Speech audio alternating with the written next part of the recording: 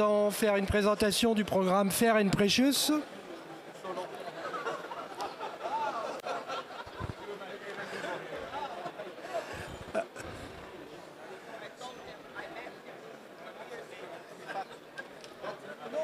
Tu restes, Stéphane?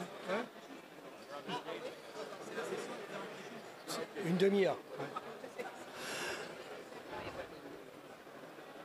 Alors,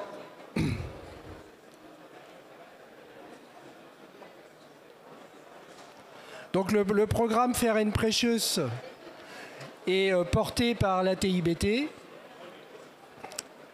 Personnellement, je suis Bertrand Faucon, donc conseil marketing et assistant à maîtrise d'ouvrage du programme que nous développons avec les équipes de la TIBT et notamment Benoît. Voilà. Ce programme marketing bénéficie du soutien financier, a bénéficié lors de son lancement du soutien financier de l'Agence française de développement, de l'AFD, et il est soutenu depuis 2018 par le PPECF au travers de la Comifac avec des fonds de la KfW. La marque a été créée en 2017. 5 entreprises aujourd'hui sont membres du programme. Ça représente 5,4 millions d'hectares. Donc ces 5 entreprises sont Palisco, Rougier, Precious Wood, CIB Olam, Interolco, qui sont des entreprises exemplaires par leurs pratiques, surtout quand ils me regardent, je suis obligé de dire ça, voilà. Merveilleuses, et qui sont toutes certifiées FSC et dont certaines s'engagent dans la double certification FSC, PEFC, PAFC. Nous avons, comme vous le savez peut-être, un programme aussi de coaching qui est porté par le PPECF qui vise à développer les surfaces forestières engagées dans la gestion durable des forêts dans le bassin du Congo. Donc notre terrain de jeu, entre guillemets, c'est Gabon, Congo, Cameroun, mais également la RDC et la RCA pour lesquelles il n'y a pas encore d'entreprise certifiée. Donc souvent, on me demande, mais c'est quoi Fair and Precious? Ça sert à rien, c'est une marque de plus, c'est un truc d'intellectuel ou de communicant. Alors, la façon dont on peut définir Fair and Precious, c'est pour nous un collectif. C'est le lieu où discutent, innovent, font des propositions, font du lobbying, font de la promotion, ce lieu où tous les acteurs qui sont convaincus de la cause de la gestion durable des forêts. C'est-à-dire que pour chacun d'entre nous, que l'on soit FSC, une entreprise certifiée, un État, des entreprises en aval de la filière, on est tous convaincus que la gestion durable des forêts, c'est le rempart à la déforestation. C'est le meilleur compromis pour assurer à la fois la sauvegarde de la forêt, de tous ceux qui y vivent, les êtres humains et les animaux, et en même temps d'assurer un développement économique local sur le long terme. Donc pour nous, Fair and Precious, c'est la cause, le lieu où discutent, innovent et travaillent tous ceux qui sont convaincus par le modèle de la gestion durable des forêts. Donc notre action, elle se concrétise finalement de 2 manières. En Afrique, développer les hectares engagés dans la gestion durable des forêts, et sur les autres marchés, notamment en Europe, puisque c'est notre feuille de route par la KfW, c'est développer l'achat de bois, entre guillemets, premium, FSC et PEFC, PAFC. Donc nous avons 2 types d'entreprises qui adhèrent à notre cause. Les pionniers que sont les entreprises certifiées elles-mêmes dans le bassin du Congo, donc c'est vert comme la forêt, et puis tous ceux qui sont, on va dire, en aval ou qui sont des institutionnels ou des grands acheteurs comme la SNCF, on a des contacts avec Saint-Gobain, des gens qui, dans leur bilan RSE, disent bah, nous on achète exclusivement ou on privilégie l'achat du bois tropical, gestion durable des forêts avec toutes les valeurs et tous les engagements qu'il y a derrière. En parlant d'engagement, voilà, nous avons défini finalement 10 engagements au travers du programme Fair and Precious. C'est-à-dire qu'en fait, ces 10 engagements, c'est la simplification extrême des référentiels gestion durable des forêts. Et nous, ces 10 engagements qui se rapprochent des objectifs de développement durable des Nations Unies, hein, pour la plupart d'entre eux, eh bien, c'est d'abord gérer et protéger les forêts pour lutter contre le changement climatique. Ensuite, c'est préserver la ressource en récoltant moins que l'accroissement naturel. On sait que par les plans d'aménagement, il y a des rotations de 25 à 30 ans. Chaque année, on passe dans une des parcelles. Donc, et on prélève 1, 2, voire 3 arbres à l'hectare tous les 30 ans selon les essences. C'est également développer les connaissances sur la biodiversité. Dans le programme Fair and Precious, on travaille avec le CIRAD, avec Jean Blou, avec un Nature Plus, WWF. Enfin, il y a beaucoup d'acteurs, ONG ou scientifiques, qui sont des partenaires du programme Fair and Precious. Évidemment, au-delà de la faune, il y a de la flore, il y a la faune. Donc, assurer le maintien de l'espace vital. On constate qu'il y a des repeuplements de grands mammifères dans les entreprises qui sont gestion durable des forêts, mettre en place des programmes de promotion. Donc, vous pouvez voir sur l'espace Fair and Precious derrière des films qui ont été tournés par Imagéo ces dernières semaines au Gabon, Congo, Cameroun, et qui présentent l'engagement des entreprises certifiées dans la protection des animaux et la lutte contre le braconnage, avec des résultats qui sont souvent supérieurs à ceux des parcs nationaux en termes de résultats et de protection des animaux. Mais il y a également ceux qui y vivent dans la forêt ou en périphérie.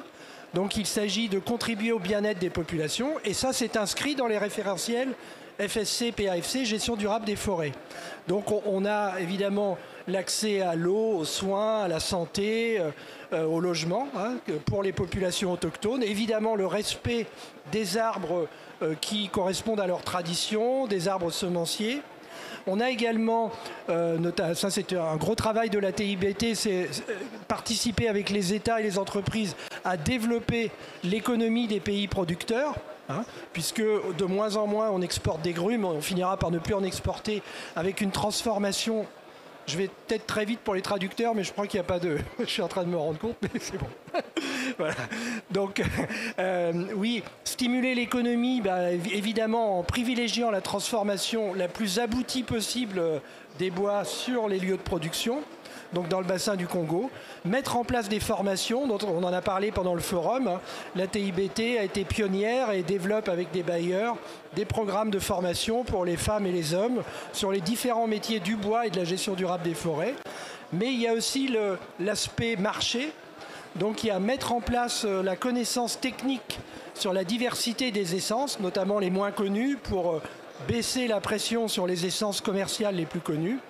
Et puis il y a enfin promouvoir, parce que quand on achète du bois, on achète un matériau qui n'a rien à voir avec les autres, qui est naturel. Et le bois tropical, on a des dizaines d'essences qui ont des couleurs, des odeurs, des caractéristiques techniques naturelles qui évitent très souvent l'ajout de produits chimiques. Alors, comme on a présenté édicté ces 10 engagements, on s'est dit on va se faire attaquer. Donc pour anticiper les attaques, on a missionné Jean Blou, les scientifiques, les équipes de Jean-Louis Doucet, et on a fait un travail qui consiste à recenser les publications, les études, les articles techniques et scientifiques qui viennent en appui de chacun de ces 10 engagements, de manière à ce que nos entreprises ne soient pas attaquées pour publicité mensongère. Donc ce travail que vous pouvez trouver sur le site Fair and Precious, il y a 200 articles et publications qui viennent en appui de ces 10 engagements. Parce que on fait certes de la communication, mais la meilleure communication, c'est celle qui ne ment pas. Donc si on veut tenir sur la durée, il faut apporter la preuve de ce qu'on avance. Alors après, je vais aller rapidement. Notre terrain de jeu, finalement, Fair and Precious, on a un budget grâce à la au PPECF, mais en même temps, on ne dispose pas de millions d'euros pour faire des campagnes dans les grands médias internationaux. Donc on a 3 types d'actions. On a un marketing d'image, un marketing de marché et un marketing d'influence. Donc pour vous résumer ça rapidement, on a d'abord, comme on dit, une stratégie digitale avec nos sites internet, Fair and Precious, ATIBT, My Tropical Timber, etc. On a l'appui d'une entreprise de relations presse qui nous a fait avoir près de 120 articles l'année dernière, plus une vingtaine d'interviews, ce qui représente 62 millions de contacts. Bon, évidemment, on est 8 milliards, mais on commence comme on peut. Et avec un équivalent d'achat d'espace de toutes nos parutions gratuites qui est quand même assez élevé, qui représente la totalité de notre budget d'ailleurs. C'est-à-dire que tout est financé par les contacts gratuits que l'on a dans la presse. Ensuite, on a les réseaux sociaux, les newsletters auxquels vous êtes peut-être abonnés de la TIBT tous les vendredis. Mais également, nous sommes partenaires de STTC ProBoss, donc nos camarades d'ailleurs, notre camarade est là, des Pays-Bas, Marc.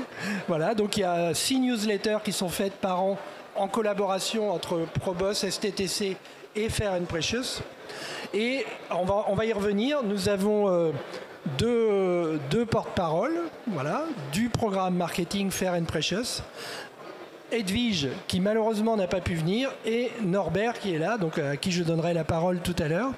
Et puis nous avons un certain nombre de partenariats techniques avec évidemment les organismes de certification FSC, PFC, ProBoss, la FAO, au travers de son programme, la Fondation Helix, OTTF, le commerce du bois, le MTC, Malaysian Timber Council, etc., DINAFAC et LCB, je l'ai déjà dit.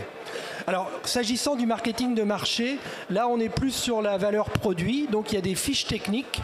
Il y a 14 fiches qui ont été produites au total. Il y a également un travail sur la valorisation des essences avec les fiches Tropics. Et vous retrouvez sur le site de Fair and Precious les différentes essences commerciales du bassin du Congo.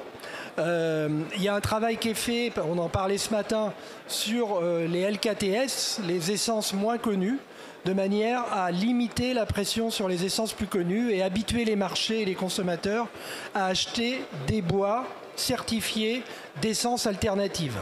De toute façon, un jour ou l'autre, il n'y aura plus d'essence commerciale, donc il faudra bien se tourner vers les essences, on va dire, alternatives. Ensuite, il y a un travail qui est fait sur la diligence raisonnée, la due diligence, au travers du projet Thémis qui a été porté au sein de Fair and Precious. Il y a également l'analyse des cycles de vie pour répondre à la RE 2020. Donc on fait des fiches produits qui permettent aux professionnels de faire valoir le bénéfice environnemental et technique des bois tropicaux certifiés. Voilà, donc nous travaillons avec CIRAD, CNBM et Central. Et donc le dernier point, le marketing d'influence. Donc au travers du collectif Fair and Precious, nous avons dans notre commission marketing, nous avons créé un think tank qui a sa 4e édition et qui travaille sur le devenir du modèle de la gestion durable des forêts.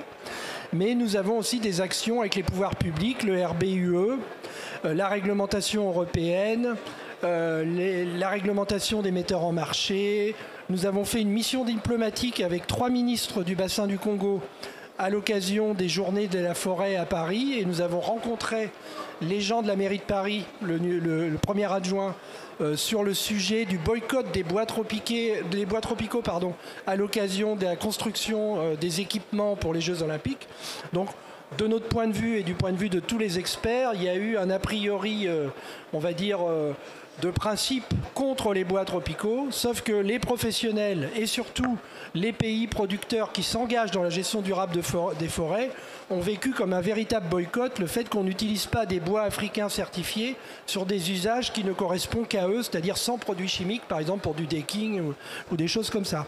Alors donc il y a eu un travail d'explication qui a été très long par la TIBT, qui a été appuyé par toutes les entreprises, y compris les menuiseries en France, les gestionnaires forestiers, et petit à petit on attend les nouvelles. Je ne sais pas où en est Benoît, mais c'est pratiquement en ce moment que ça se décide. Ah d'accord, ok.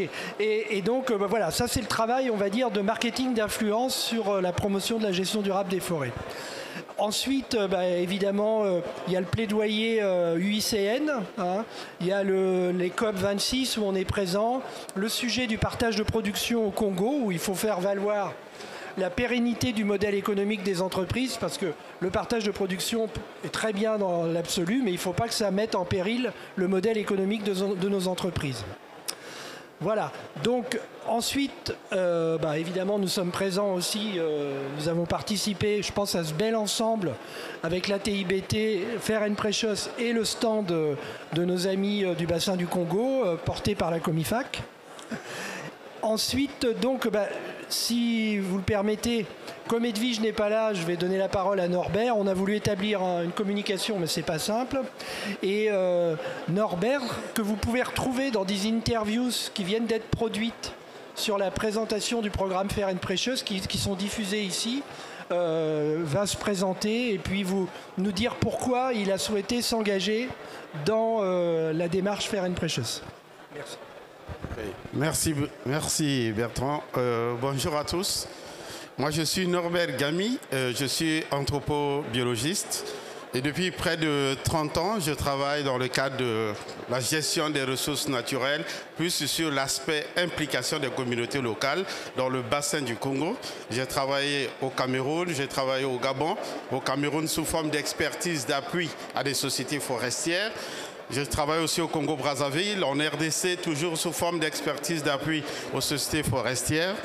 Et actuellement, je travaille comme conseiller sur les relations communauté-conservation, donc les aspects sociaux au niveau de Wildlife Conservation Society, qui est WCS Congo, qui travaille au Congo-Brazzaville au niveau des parcs du Nord-Balendo qui...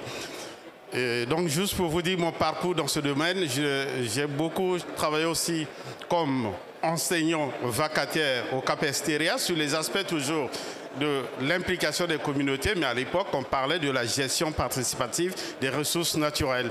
Et j'ai donné aussi des cours à l'ENSAF, qui est dans une école de foresterie et d'agriculture du Congo-Brazzaville, avec les étudiants qui sont donc en foresterie. Il y a 3 ou 4 ans, maintenant j'ai arrêté. Et dans le cadre un peu de l'exploitation forestière, de la certification, j'ai d'abord travaillé dans les années 2000 avec TFT, The Forest Trust. Et on avait comme mission d'accompagner à l'époque les sociétés forestières qui voulaient aller vers la certification FSC surtout. Il s'agissait donc de la CIB. Et on appuyait aussi Alpicam au Cameroun dans le cadre de la légalité du bois. Je pense que j'ai pu accepter facilement cette offre de l'ATIBT parce que moi-même travaillant dans le domaine et surtout sur les engagements, ce qui m'a motivé fut les engagements, l'engagement au niveau de l'engagement 4, 5 et 6 et surtout sur l'implication des communautés locales dans la gestion durable des ressources naturelles, mais aussi sur le fait que la certification forestière, la gestion durable des forêts via la certification est encore très mal comprise dans nos pays. Et ça pose souvent beaucoup de problèmes.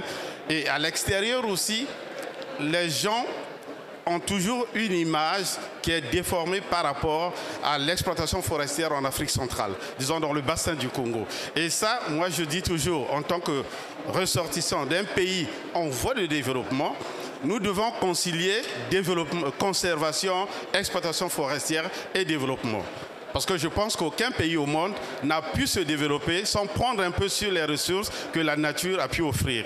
Et donc, par rapport à cela, c'est mon combat. Et c'est ça qui m'a motivé à accepter d'être porte-parole pour que les uns et les autres, à l'intérieur, donc dans nos pays, comprennent et fassent la différence entre ceux qui gèrent durablement via la certification et ceux qui exploitent avec ou sans plan d'aménagement et qui mettent en péril les autres qui passent beaucoup de temps parce que la certification, il y a un coût et un coût qui est quand même énorme.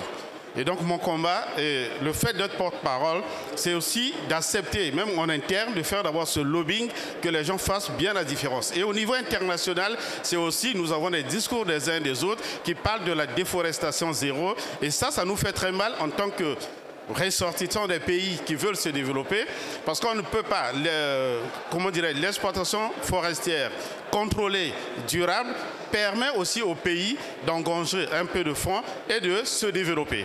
Parce qu'on peut, sinon, on ne voit pas comment les pays d'Afrique vont se développer s'ils ne peuvent pas exploiter par exemple le bois et le vendre aussi facilement, mais en respectant les normes internationales, et d'où mon soutien aux sociétés forestières qui sont certifiées, quel que soit le certificat, mais qui bénéficient des audits qui viennent au niveau international. Et cet engagement aussi par rapport au principe à l'engagement 6, le bien-être des communautés, je pense que tous ceux qui sont en Afrique centrale font la nette différence entre les communautés vivant dans des concessions forestières certifiées, puisque le standard de certification, que ce soit FSC ou PFC ou PAFC, insiste beaucoup sur certains critères en termes de bien-être des communautés. Et il y a des critères bien définis que les uns et les autres doivent respecter. Et je pense qu'on a des bons témoignages lorsqu'on est dans des sociétés forestières certifiées. Je vous prends un exemple juste sur le problème des emplois, par exemple. Il y a les sociétés avant la certification, pour certains ça continue, ils peuvent embaucher des travailleurs comme des journaliers ou en contrat de durée déterminée et renouvelable éternellement, en passant via la corruption qui est aussi dans nos pays qui n'a pas aidé. Et donc actuellement vous avez avec la certification, la légalité pousse les sociétés forestières à mettre en règle l'ensemble des travailleurs et en même temps aussi l'ensemble des sous-traitants qui travaillent avec l'entreprise. Et on voit aussi un net changement en termes de bien-être toujours. Toutes les sociétés forestières certifiées, nous avons l'exemple au Congo avec plus de 3 millions d'hectares de forêts naturelles certifiées. Vous avez aussi au niveau sanitaire, il y a eu beaucoup d'améliorations dans les villages et dans les concessions forestières. Et vous avez aussi une rétrocession qui revient vers les communautés puisque on prélève via ce qu'on appelle chez nous le fonds de développement local 200 francs par mètre cube de bois exploité. Et donc mon engagement personnel, c'est surtout pour essayer de clarifier tant au niveau national qu'international la position pour que nous allons vers une gestion durable de la forêt. Nous devons forcément passer par la certification de toute exploitation forestière dans le bassin du Congo. Voilà. Merci beaucoup. Merci Bertrand.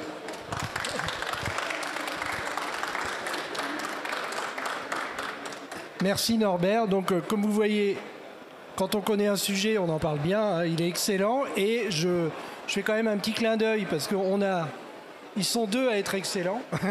Donc Edwige, voilà, qui est une femme, voilà, on a beaucoup de chance parce qu'ils sont complémentaires. Ils sont de deux pays différents, le Gabon et le Congo. Hein. Et très rapidement, vous entendrez parler parce que c'est une porte-parole de faire une prêcheuse. Donc j'espère que... Oui, Benoît ? Ah oui, si vous voulez. Oui.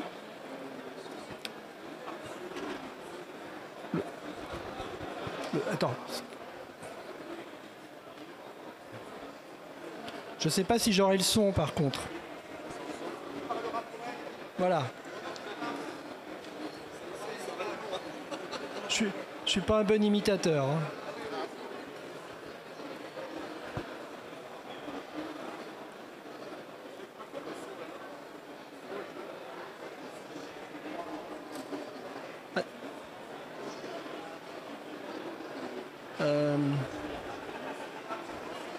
En fait, vous avez le sous-titre, hein, c'est pas mal non plus. Oui. Voilà. Oui, voilà, c'est ça. Donc, bon, Edwige, je lis rapidement son CV. Elle est attachée de recherche à l'IRET. Elle est responsable du labo SIG et cartographie, qui est un sujet évidemment très très intéressant et très important dans la gestion durable. Elle connaît bien les mécanismes de certification puisqu'elle est membre de la chambre environnementale du FSC depuis 17 ans maintenant. Elle est impliquée depuis 2008 dans l'évolution du FSC, donc on voit bien les profils très complémentaires de nos deux porte-paroles. Elle a également été consultante nationale de FSC ces 2 dernières années et membre du groupe de travail. Donc on vient de finir la production de films. On a produit d'abord un film sur la faune par Imagéo, qui est une société qui est allée tourner dans nos concessions forestières certifiées, qu'on remercie d'ailleurs au passage d'avoir accueilli les équipes. Nous allons avoir 2 autres films tournés en Afrique sur les populations et sur le modèle économique en Afrique, hein, de technique de la gestion durable des forêts.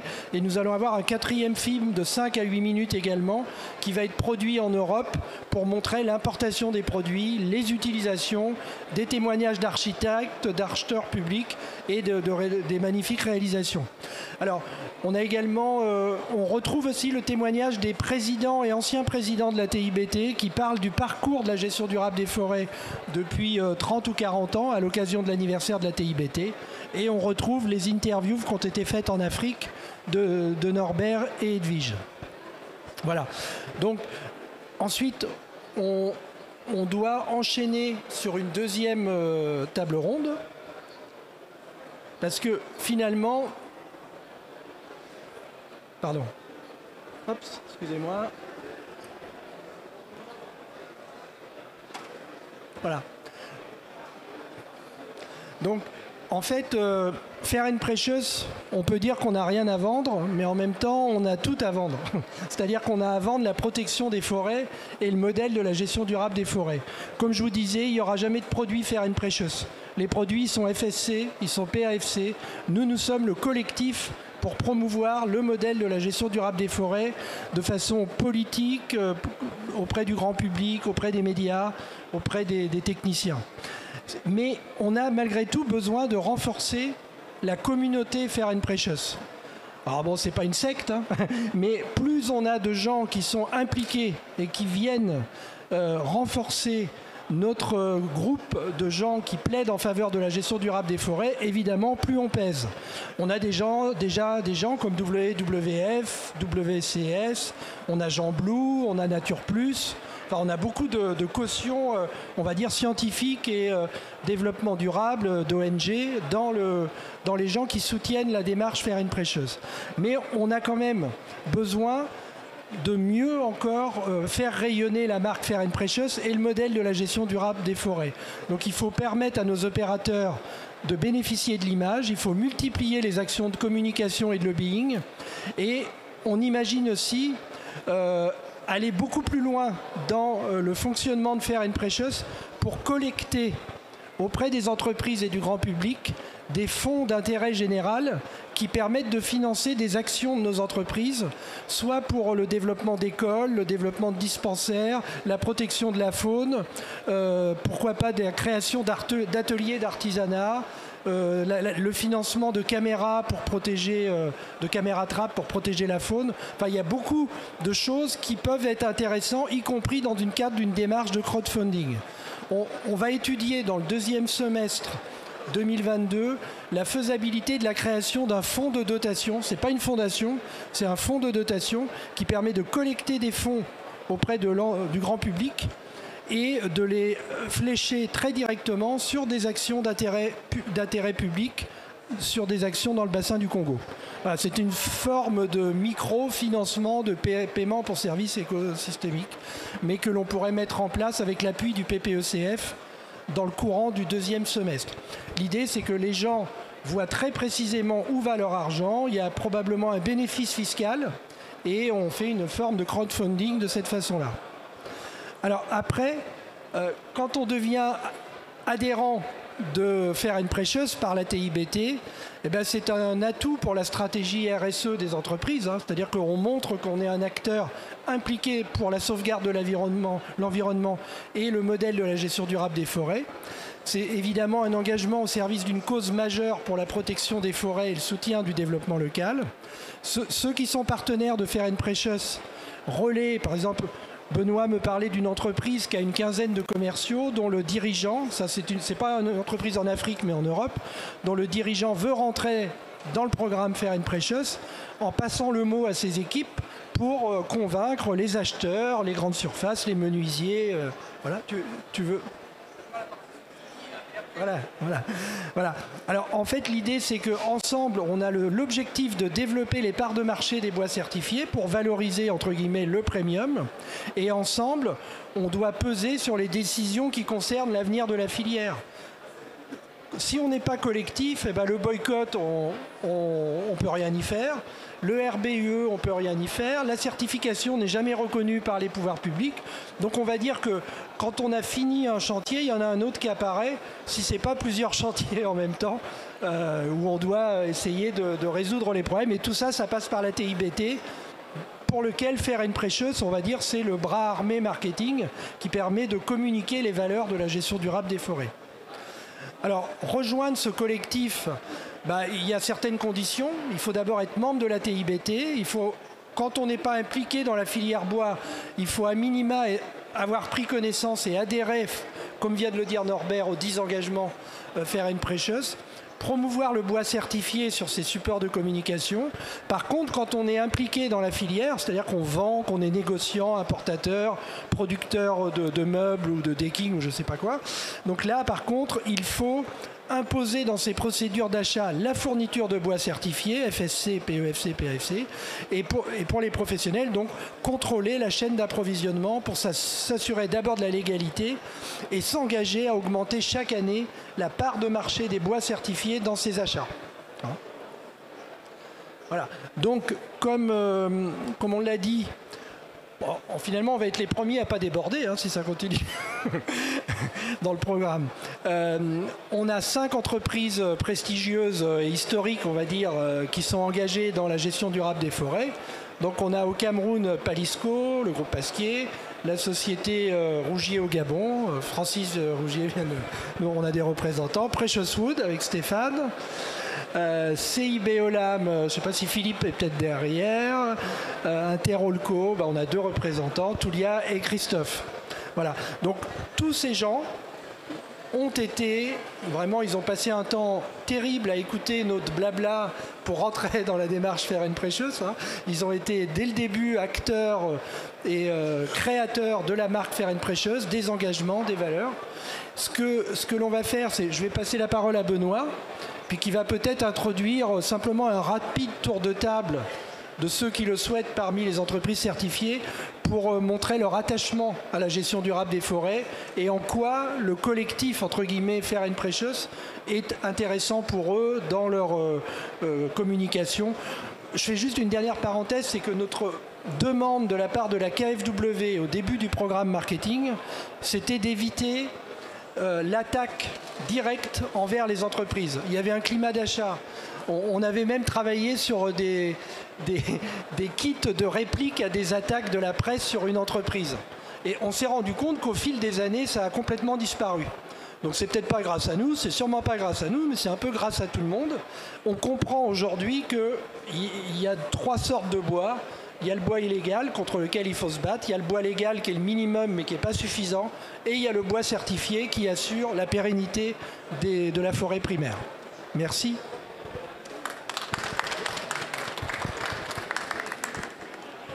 Alors, maintenant, une fois qu'on a bien compris ce qu'était Fair and Precious, et je crois que tous ceux qui sont ici connaissent bien la marque, la question qu'on se pose, c'est qu'est-ce qu'on va faire maintenant? Comment rebondir? On a un moteur, on a construit un moteur au cours des dernières années.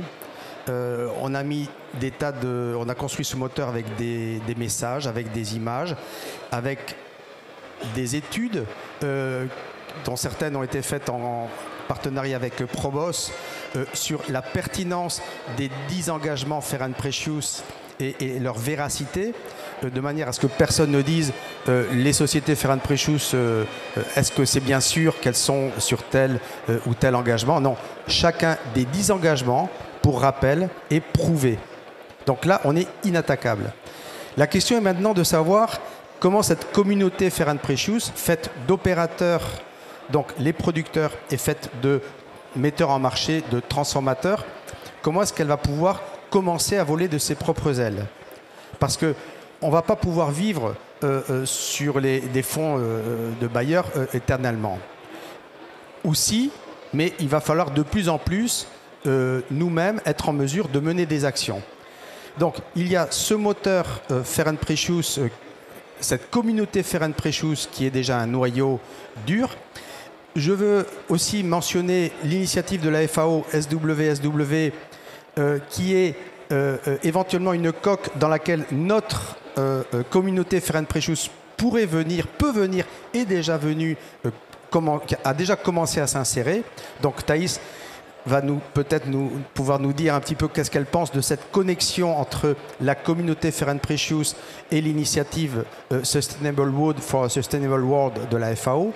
Donc là, on a une caisse de résonance avec la FAO qui est formidable. Et puis ensuite, voyons de quoi l'avenir est fait. Mais pour l'instant, ce qui est important, c'est entre nous, opérateurs, et les metteurs en marché, qu'est-ce qu'on fait? Ce que disait Bertrand tout à l'heure, je suis allé voir une société, ce n'est pas un secret, elle s'appelle Henry Timber. c'est une magnifique société qui s'intéresse beaucoup aux boîtes tropicales, qui s'intéresse beaucoup aux boîtes certifiées. Et le patron de Henry Timber, il avait signé son adhésion, son partenariat avec Fair & Precious, mais bon, pensant que ça allait de pair avec son adhésion à la TIBT, ok, c'est bien. Mais il m'a dit, ok, Fair & Precious, c'est quoi? Bon, je lui ai expliqué.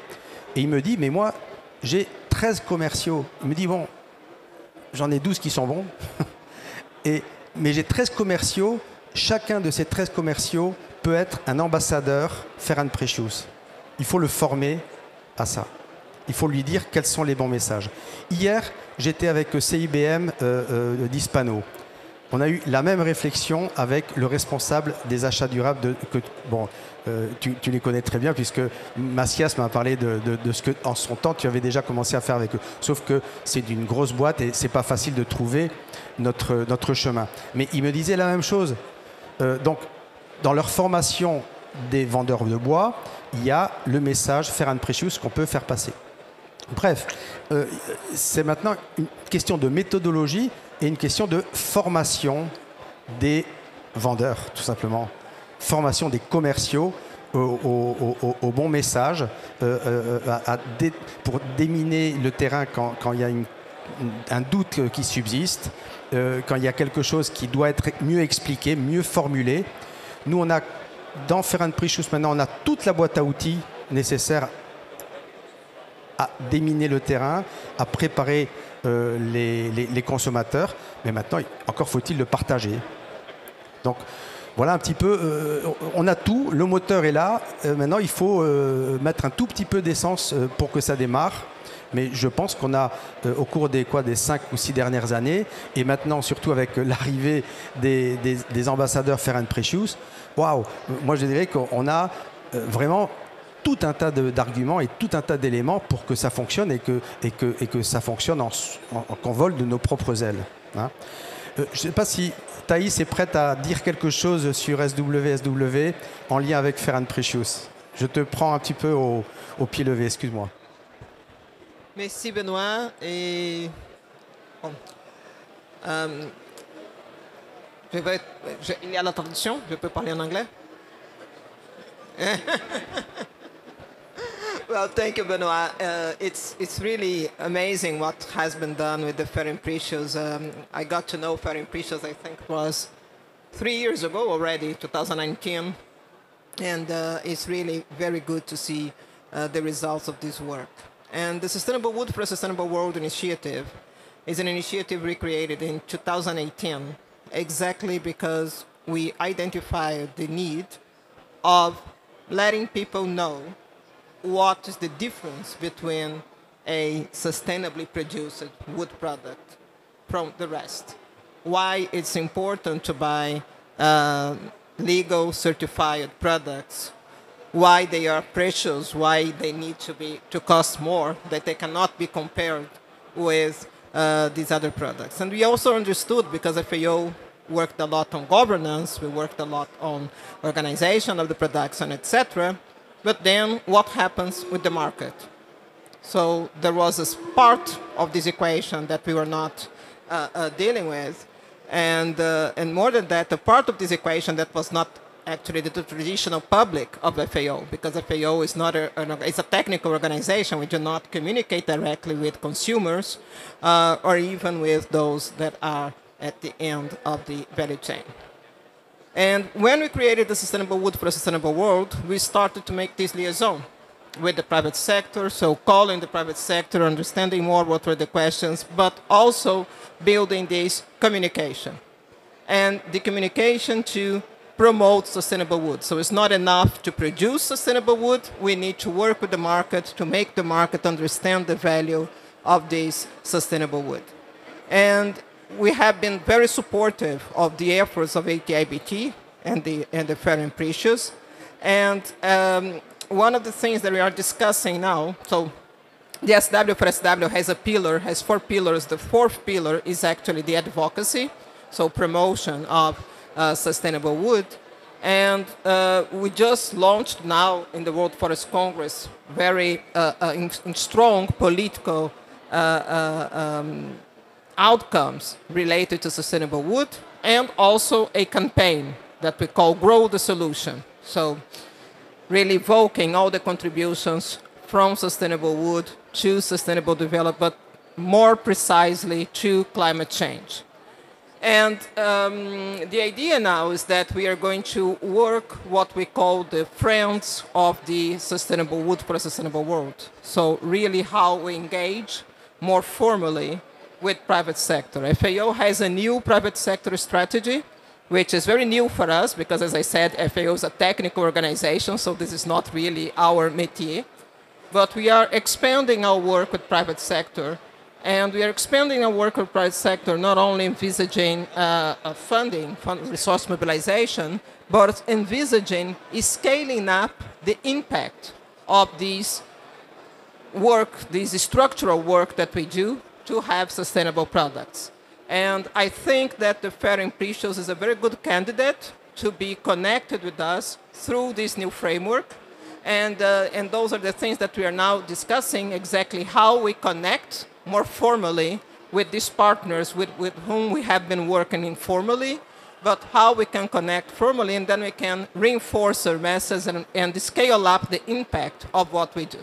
So what I would like to say here is that not only through the Fair and Precious, which is very important as an initiative, and I think connects directly with the type of work that FAO is doing, because it's really about not only the production, but building capacities, and building capacity at the production side, but mostly at the market side, so people can understand this difference. Working with communities, because this is a very important part of our work. Our value chains, as I say, efficient value chains, they are also inclusive value chains. And we can never forget this side. So working with communities, building these capacities also at the community level, but working with consumers and building these capacities of traders to make this difference and scaling up this work. So to the Fair and Precious and the ATIBT, which is already a collaborator, a strong collaborator of the SW4SW, but also individual companies who wants to have this work with FAO, and we have now this private sector engagement framework that can allow us to really scale up the impact of this, what we want to do, what we mean by sustainable forest value chains. So I really would like to congratulate ATIBT for having initiated that. This is something that for many years everyone would say we need that.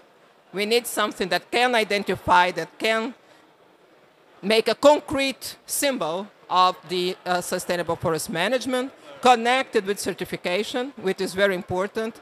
And I think this is the way to go. Thank you, Benoit. Thank you very much, Thijs.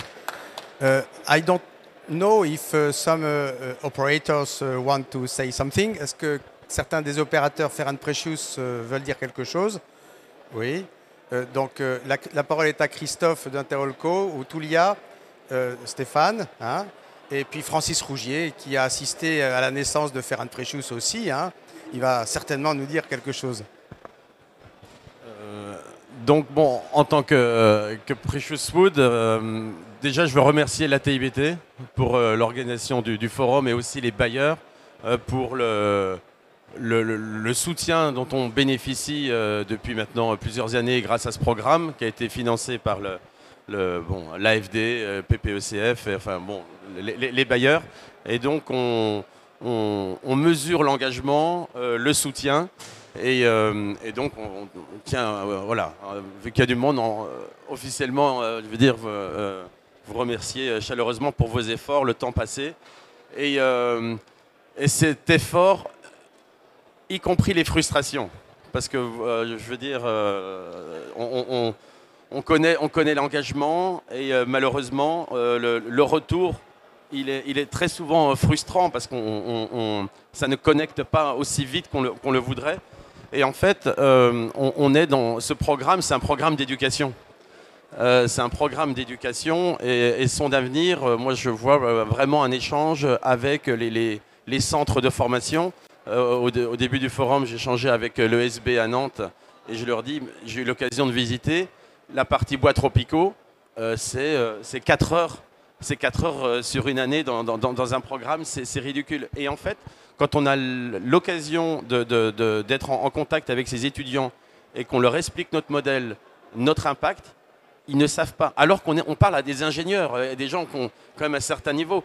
Donc il faut imaginer si les ingénieurs ne sont même pas au courant de ce qu'on fait, la route est très longue. La route est très longue. Et j'ai eu aussi l'occasion d'aller dans l'école de mon fils, parce qu'il disait « Oh, mon papa, il lutte contre la déforestation ». Alors sa maîtresse, elle a dit « Bon, dis à ton papa de venir pour nous expliquer en quoi ça consiste ». Et c'était incroyable. Les enfants, ils ont adoré.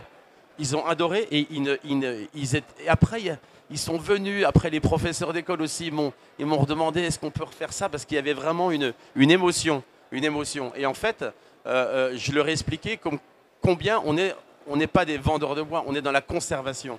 Et que pour traiter un problème, il faut s'en occuper, il ne faut pas le fuir. Et il y a des gens qui sont sur le terrain, avec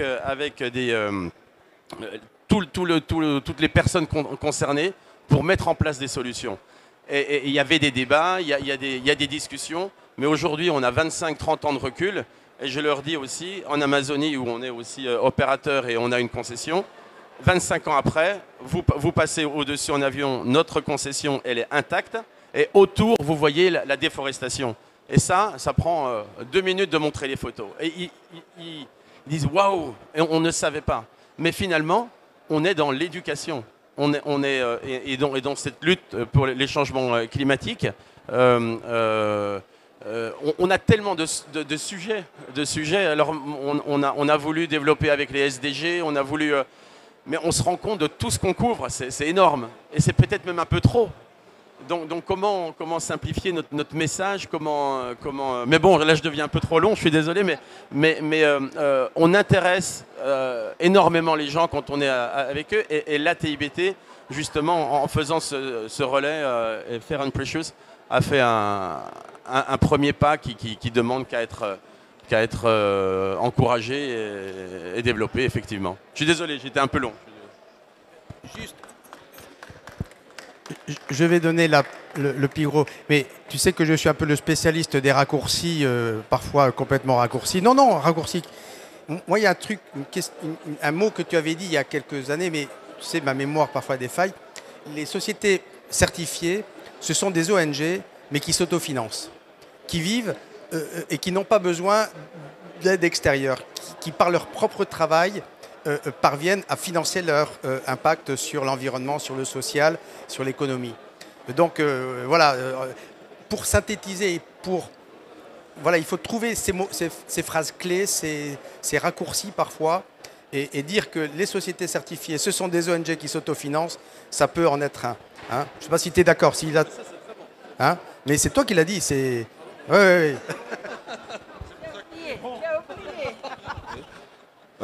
Merci pour l'occasion. Je suis un acteur de la formation professionnelle au Gabon et je voudrais intervenir par rapport à l'axe de la formation. Hier déjà je le disais, c'est un tout petit peu inconcevable de savoir qu'on parle du bassin du Congo et qu'il y a toutes ces opportunités dans le bassin du Congo et que dans nos pays, les formations, les programmes de formation qui sont dispensés dans nos établissements de formation, il n'y a pas des thématiques qui traitent du développement durable, qui traitent de la forêt et du bois. Vraiment, de manière à vulgariser les informations liées à ces domaines-là, afin que les acteurs locaux puissent en bénéficier. Parce qu'une chose est d'exprimer la volonté de faire en sorte que les acteurs locaux bénéficient du patrimoine forestier qu'il y a. Une autre est de les priver de l'information qui va susciter la motivation. Et c'est le problème que nous avons. Je suis du Gabon, en ce moment au Gabon. Et il y a vraiment un manque de motivation dans ces secteurs-là, une absence totale des thématiques, vraiment des thématiques qui peuvent être les plus basiques dans les programmes de formation. Ma question à l'occasion de ce CIB est de savoir quel est l'apport des organismes, l'ATIBT, la FAO et l'OITB, quel est leur apport par rapport à la nécessité d'introduire des thématiques dans nos programmes de formation afin de mieux vulgariser les informations liées au secteur forêt-bois. Donc vraiment, c'est très important d'y penser parce que moi, en tant qu'acteur de la formation professionnelle, je suis surpris de tout ce qu'on dit sur les bois tropicaux. Et étant issu des milieux reculés du Gabon, les populations qui vivent dans ces milieux-là ne sont pas du tout informées de tout ce qu'il y a comme opportunités liées. Donc j'aimerais vraiment poser cette question et pourquoi pas solliciter vraiment une forte implication des bailleurs de fonds et puis des organismes que vous êtes pour que c'est bien de financer nos pays, mais c'est aussi, c'est parfois mieux de donner des orientations en termes d'exigence dans certains domaines. Voilà un peu ce que je voulais dire et poser comme question. Moi, j'aurais une réflexion que je me pose, c'est dans les programmes de formation au Gabon, dans le domaine de l'éducation, quelle est l'implication des producteurs forestiers locaux pour partager dans leur environnement immédiat leurs valeurs, pour interagir avec les écoles, pour interagir avec les centres de formation. Est-ce qu'ils s'intéressent à partager leurs valeurs et leurs convictions en matière de gestion durable? Ben. Je voudrais juste partager l'expérience de la Côte d'Ivoire qui ne coûte pas 5 francs, qui n'a pas besoin de bailleurs de fonds. Alors, le ministre, un de nos ministres des eaux et forêts a initié une école 5 hectares. Derrière cette école 5 hectares, il y a des heures qui sont prévues pour expliquer aux gens ce qu'est la forêt, l'importance de la forêt. Et ça part depuis l'école primaire jusqu'à tout. Donc on n'a pas besoin, il suffit de mettre en relation le ministère des eaux et forêts dans les pays avec le ministère de l'Éducation nationale pour avoir une tranche éducative. C'est tout. On va passer ça, ce sera comme une matière, même si ça n'a pas de coefficient, c'est pas grave, ça va motiver les gens. Et on part depuis la maternelle pour monter. Et on aura fini avec le programme d'éducation. On n'a pas besoin de bailleurs de fonds pour ça. L'idée, les bailleurs de fonds viendront améliorer certaines choses. Mais l'idée, est-ce qu'il y ait quelque chose qui fonctionne sans bailleurs de fonds, hein? Norbert, vous voulez dire? Oui, merci. Je voulais juste compléter pour dire à mon jeune frère que je pense qu'au niveau de l'Afrique centrale, il y a le RIFEAC, le réseau des institutions des écoles de formation forestière. Hein. Le RIFEAC existe et dans le passé, on a pu introduire, lorsque la notion de gestion participative était sortie, puisque le RIFEAC est chargé aussi de modifier les curricula des écoles de formation dans les écoles forestières de l'Afrique centrale. Donc vous avez Garoua, vous avez Cap-Esterias, vous avez l'ERAIFT, l'ENSAF au Congo. Et je pense que le RIFEAC est un bon créneau pour pousser l'innovation. Moi j'ai vu que le projet de Jacqueline par exemple travaille avec le RIFEAC. Donc c'est une autre approche qu'on peut faire pour essayer de modifier les curricula de formation, parce que c'est le RIFEAC qui est un organe de la COMIFA qui doit valider tous ces curricula-là. Donc c'est une autre option aussi. Alors, le RIFEAC fonctionne surtout au plan universitaire. Hein. Il faut trouver aussi des relais au plan de l'éducation nationale, de l'enseignement primaire et secondaire. Hein. Il faut travailler à toutes les strates. Mais le RIFEAC, tu as raison, et nous on est très proche du RIFEAC avec la mise en œuvre du projet ADEFAC. On a un lien de confiance avec le RIFEAC. On va voir comment faire passer aussi le message de travailleurs du RIFEAC. Mais n'oublions pas de travailler à tous les niveaux. Hein. Et juste pour rappel, c'est du terrain que doit monter la marque et les messages pour qu'ensuite les journalistes, la presse, elles se nourrissent de ce qui vient du terrain quand même. Hein. Donc c'est là-bas que ça doit se passer. Est-ce que Toulia, Francis...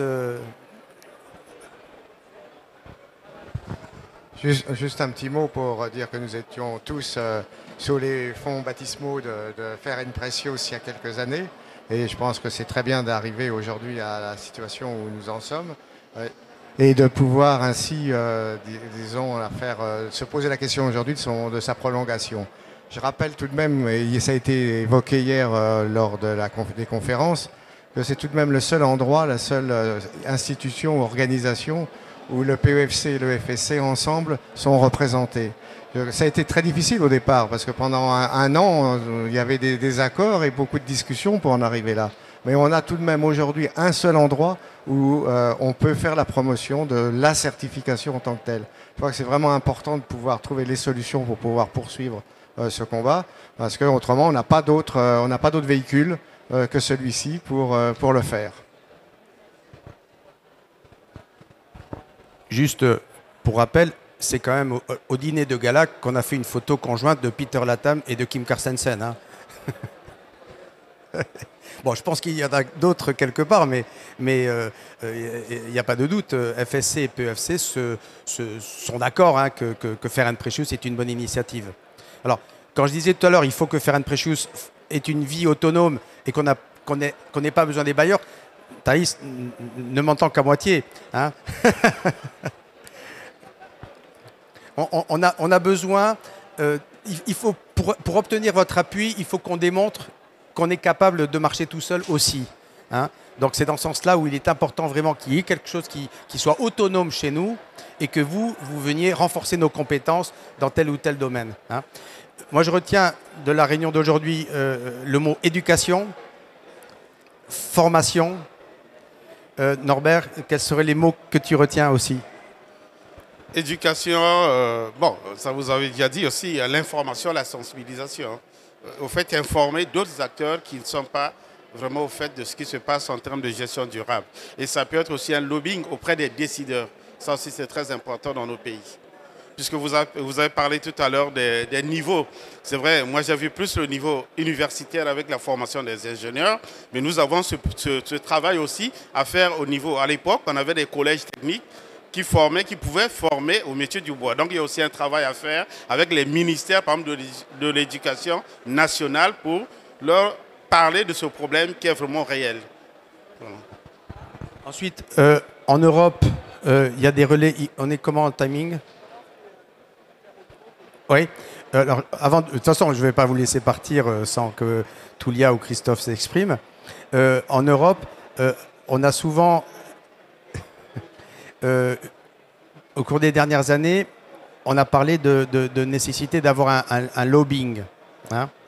Bon, le lobbying, quelque part, on est en train de le faire sans s'en rendre compte, sans avoir de figure de lobbyiste, mais on a tous les éléments pour qu'un lobbying se fasse. Hein. On a tous les arguments, tous les messages, le vocabulaire et la conviction surtout hein, pour que ça se mette en place. On a des approches avec certaines organisations particulières comme Helix. Donc on essaye de pouvoir obtenir du PPSF. Là, on a besoin de l'appui du PPCF pour conclure. Hein. Mais aujourd'hui, on trouve le lobbyiste, on trouve les personnes, les porte-paroles, et on a déjà tout un package d'informations à leur fournir.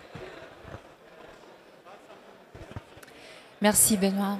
Je tenais à dire, en tant qu'Interolco, nous portons ce concept d'alliance.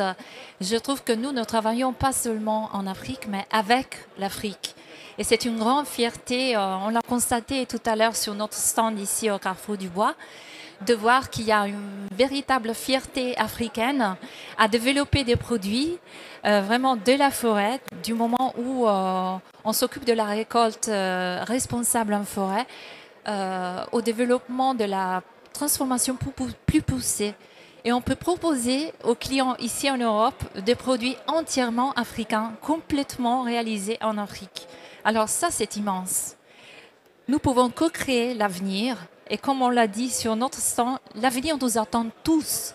Donc l'avenir, c'est l'affaire de nous tous. Ce n'est pas juste un concessionnaire tout seul qui peut y arriver, mais nous avons ce devoir de serrer les coudes, y aller ensemble. Donc d'où l'importance de l'alliance. Nous portons notre expertise à nous. Nous sommes des opérateurs industriels, nous avons notre know-how, mais nous avons besoin de beaucoup d'autres expertises aussi. Et ça, c'est incontournable. Il faut vraiment que nous le co-créions ensemble, cet avenir, le changement que nous voulons tous. Et nous ne pourrons y arriver qu'ensemble, en écoutant tout d'abord, en nous mettant à l'écoute des communautés, des gouvernements, des acteurs, de toutes les parties prenantes qui y sont impliquées. J'y crois vraiment. Merci.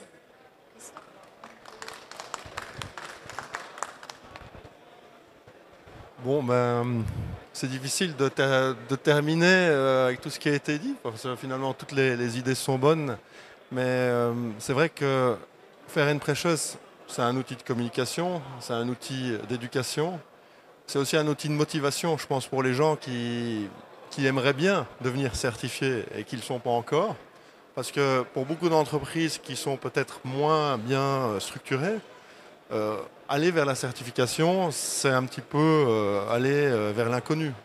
Et il n'y a pas un endroit où on dit il faut suivre ce chemin-là ou suivre ce chemin-là. Et je pense que grâce à Fair and Precious, on peut aussi être un outil de motivation aux acteurs moins bien organisés, à les aider à aller vers la certification et à agrandir par ce fait les surfaces certifiées en Afrique. Donc toutes les autres idées sont fantastiques et je pensais que c'était aussi quelque chose à relever. Voilà.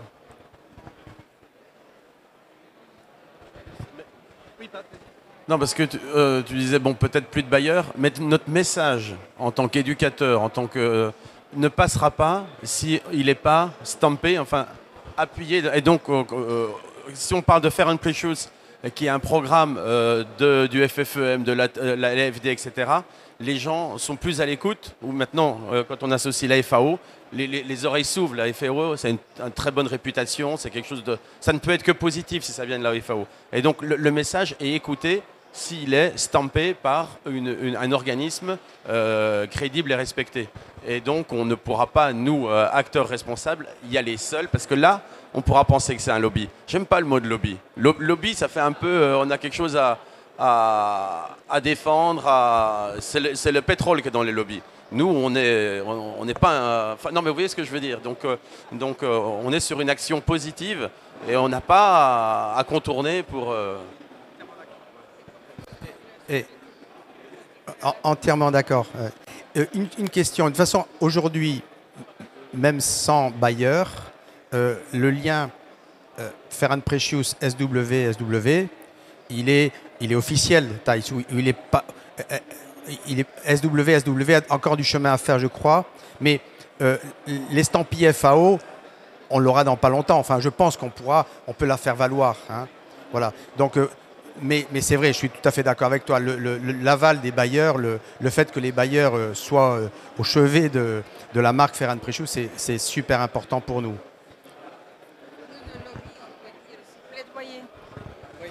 Au lieu de dire le mot lobbying, que tout le monde trouve un peu bizarre, et spéculation aussi, mais on l'apprend quand même à l'école, on peut aussi dire plaidoyer.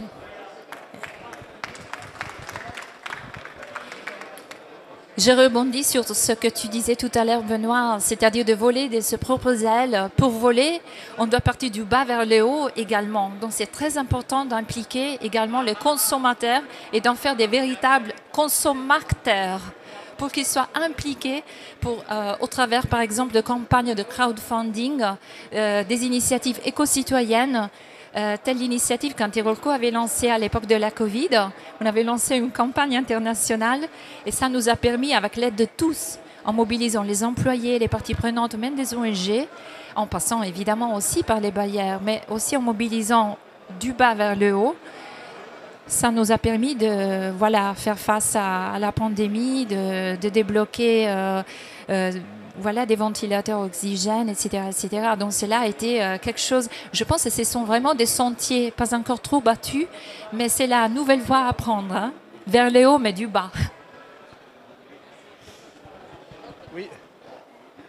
On définit parfois Fair and Precious comme un collectif, mais j'ai bien aimé le terme d'alliance. Finalement, et Francis Rougier l'a rappelé, c'est le seul lieu de rencontre entre deux frères ennemis, entre guillemets, FSC et PAFC. Donc c'est une alliance aussi pour la promotion du modèle de la gestion durable des forêts. Et ça, c'est effectivement très important.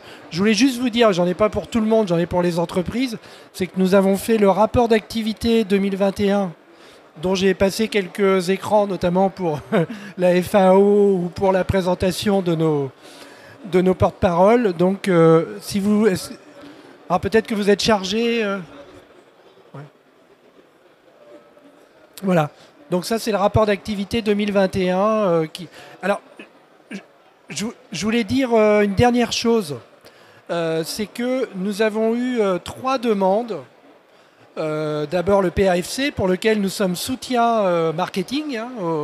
Nous avons rédigé les fiches, nous avons organisé une conférence de presse, un webinaire. Donc pour les structures qui soit n'ont pas de moyens dédiés ou pas de moyens du tout, Fair and Precious est une organisation marketing qui est très efficace, parce que nous avons eu la même chose pour le programme de formation en Afrique, que nous appuyons au travers de nos relations presse. Nous avons eu la même chose pour Dinafac, Dinafor, c'est-à-dire qui est charté Fair and Precious, pour lequel nous avons fait les publications.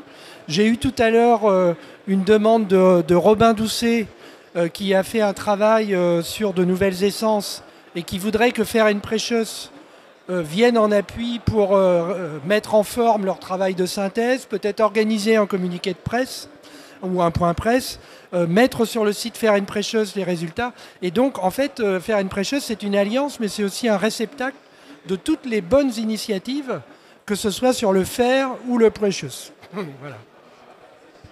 Bon, je crois que le panel se termine, surtout que nous avons, il y a Madame la ministre de l'économie forestière qui, dans 10 minutes, démarre son speech sur le partage de production là-haut en salle 1.